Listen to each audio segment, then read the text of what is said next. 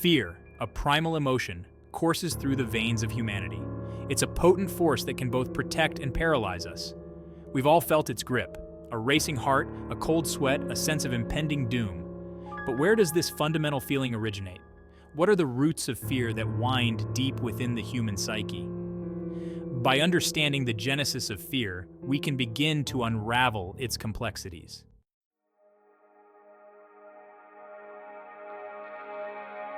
Imagine, if you will, humanity's early days. Picture our ancestors existing in a state of childlike innocence.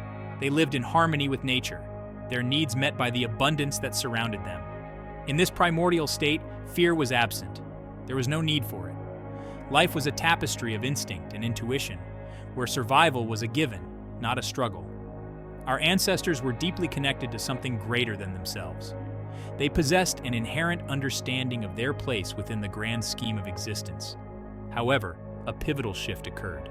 Humanity was presented with a choice, a fork in the road of our evolutionary journey.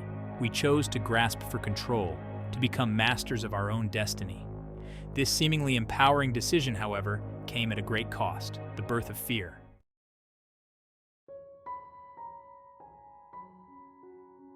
The quest for self-mastery led humanity down a path of separation.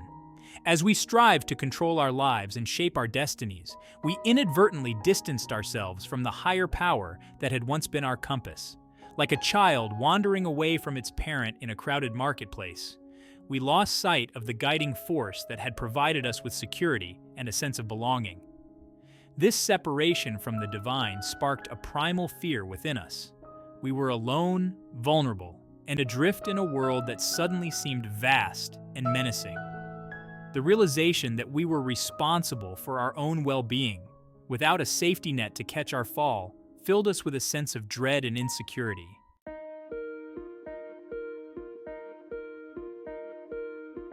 This newfound desire for control wasn't born out of malice or a desire for chaos. Instead, it sprung from a nascent sense of self, an ego beginning to assert itself. Our ancestors, in their growing awareness, began to perceive the world as separate from themselves.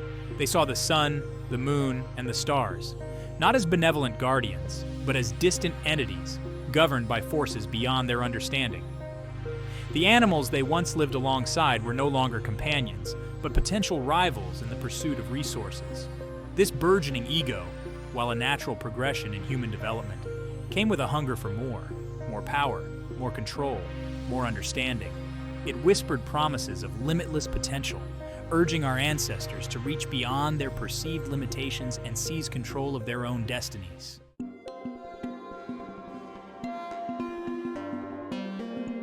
The universe, once a source of wonder and awe, began to appear as a realm to be conquered. The unknown, which had previously been accepted as an integral part of existence, now represented a challenge, an obstacle to be overcome. Humanity's innate curiosity, once directed towards understanding our place within the natural order, was now focused on unraveling the mysteries of the universe in order to bend them to our will. This shift in perspective, from passive acceptance to active pursuit, marked a profound change in the human psyche. We began to see ourselves as separate from nature, as beings capable of transcending our earthly limitations. This sense of separateness, while fueling our ambition and drive, also sowed the seeds of fear. We had, in essence, created a universe within ourselves, a universe defined by our own desires and ambitions, separate from the divine order that had once governed our existence.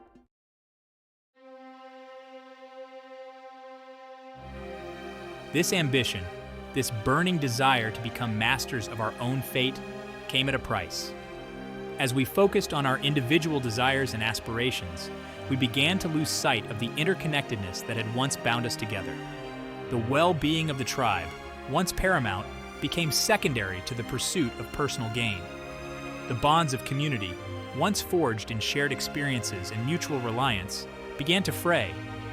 We became consumed with our own struggles for survival, our gaze fixed firmly on our own needs and desires. The collective good, once the guiding principle of human interaction, was overshadowed by the pursuit of individual ambition. This shift from a communal to an individualistic mindset had a profound impact on the human experience. It marked the beginning of a journey into separation, a journey that would ultimately lead us to confront the depths of our own fear and the consequences of our choices.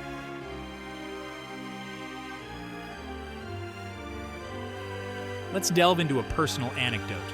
Picture a bright, sunny afternoon. A father takes his daughter to a bustling park. The air is filled with laughter and the scent of freshly cut grass. The little girl begs her father to let her explore. He agrees, watching her with pride. She runs from swing to slide, her laughter echoing, but then she loses sight of her father. Her laughter dies, replaced by panic. The park transforms into a menacing labyrinth. This story holds a profound truth about the human condition.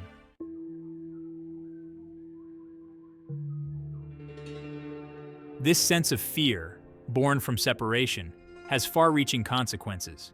It distorts our perception of the world, leading us to believe that there is not enough to go around. We become convinced that resources are scarce, that we must hoard and protect what we have, even at the expense of others. This perception of scarcity, however, is often an illusion, a product of our own fear-driven thinking. The universe is abundant, capable of providing for all beings. Yet, when we operate from a place of fear, we fail to see this abundance.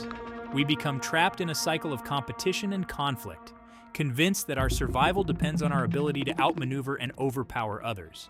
This fear-based scarcity mindset has plagued humanity for millennia. It has fueled wars, driven economic inequality, and led to the exploitation of both people and our planet. It is a self-perpetuating cycle, where fear creates the very conditions that justify its existence.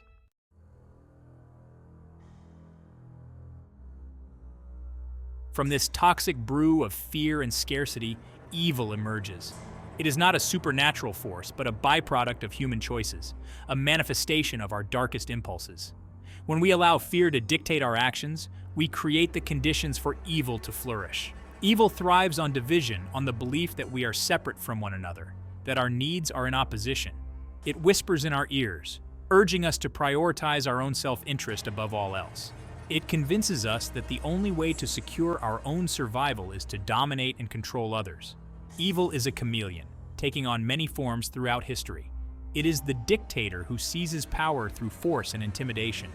It is the corporation that prioritizes profit over people and the environment.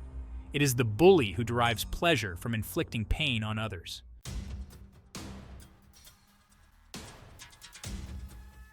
So, if evil is a product of human choices, what are the tools we use to perpetuate it? That's a question that has haunted humanity since the dawn of time. We've devised countless methods to inflict pain and suffering upon one another. From the crude weapons of our early ancestors to the sophisticated arsenals of modern warfare. But of all these weapons, the most insidious, the most pervasive, is deception. Deception is the silent weapon, the one that cuts deepest and leaves the most lasting scars. It is the tool of the manipulator, the con artist, the politician who seeks to divide and conquer.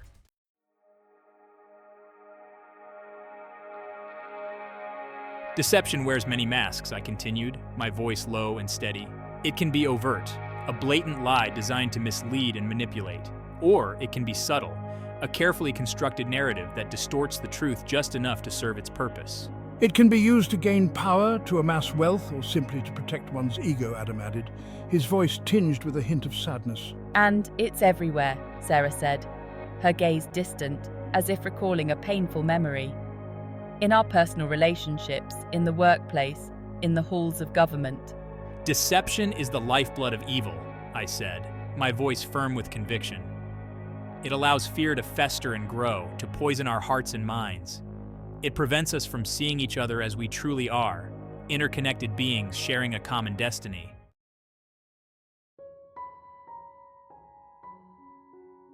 It's like a virus, Adam mused, his scientific mind drawing parallels. Fear spreads from person to person, infecting our thoughts, our emotions, our very being. And like a virus, Sarah added, her voice soft but firm, it can mutate and evolve, taking on new and ever more dangerous forms. I leaned forward, my gaze intense. We see this happening all around us. The fear of the other, the fear of change, the fear of the unknown. These fears drive us apart. making us suspicious, distrustful, and ultimately hostile towards one another. And the more we succumb to these fears, I continued, the more we create the conditions for evil to thrive. It is a vicious cycle, one that has plagued humanity for far too long.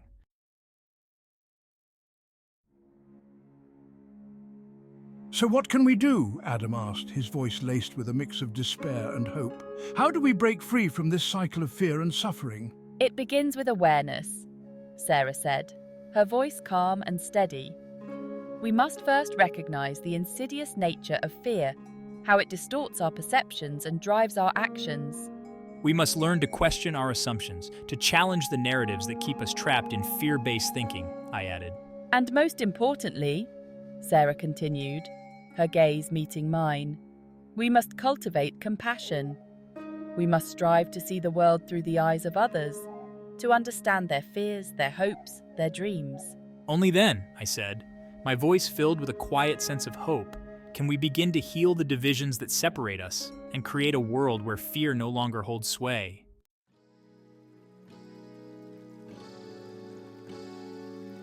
This brings us to another crucial aspect of fear's impact, its effect on our physical well-being. Modern medical science has revealed the intricate ways in which fear, particularly chronic stress, can wreak havoc on our bodies. The body's stress response, while initially adaptive for short-term threats, becomes maladaptive when constantly activated. The constant flood of stress hormones like cortisol can suppress the immune system, disrupt hormonal balance, and increase the risk of chronic diseases. It's as if our bodies are designed for short bursts of fear-driven action, like fleeing a predator. But the constant low-grade fear that permeates modern life keeps our systems on high alert, leading to a slow but steady breakdown. Precisely. Our pursuit of survival, fueled by fear and the illusion of scarcity, ironically undermines the very systems that support our well-being.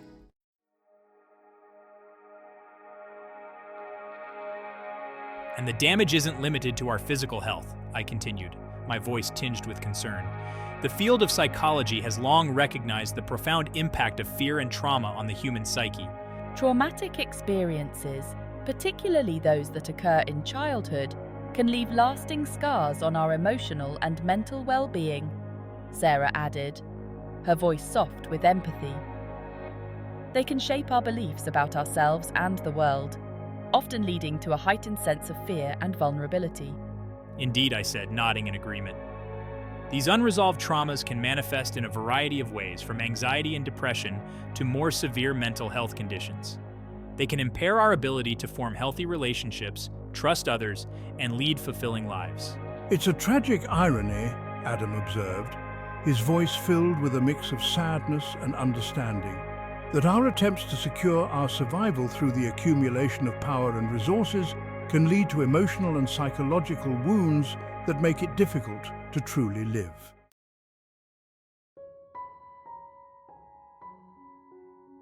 This brings us to the realm of economics, I said, shifting the focus of our discussion. Even in this seemingly rational and data-driven field, we see the pervasive influence of fear. How so? He asked, leaning forward in his chair. The entire foundation of modern economics rests on the concept of scarcity, I explained. The idea that resources are limited and that we must compete for our share of the pie. But as we've discussed, Sarah interjected, her voice firm with conviction, this perception of scarcity is often a self-fulfilling prophecy, driven by fear and the illusion of separation. We act as if there's not enough to go around, and in doing so, we create the very conditions that justify our fear. Precisely, I said, nodding in agreement. This fear-based scarcity mindset leads to hoarding, price gouging, and economic inequality. It drives us to make decisions that benefit a select few at the expense of the many. So where do we go from here, Adam asked, his voice echoing the weight of our lengthy discussion. We've explored the origins of fear, its insidious nature, and its devastating impact on individuals and societies. The answer, my friends, lies not in denying fear's existence, but in understanding its true nature. Fear is not an enemy to be vanquished, but a teacher to be heeded. This is not an easy path, Adam acknowledged, his brow furrowed in contemplation. It requires courage to confront our fears and embrace a new way of being. And it requires patience, Sarah added, her voice soft but firm. The journey of transformation is not a sprint, but a marathon. Even in the darkest times, we must remember we are not alone. Within each of us lies a seed of hope, a spark of the divine. By nurturing this seed, we illuminate the path for others to follow.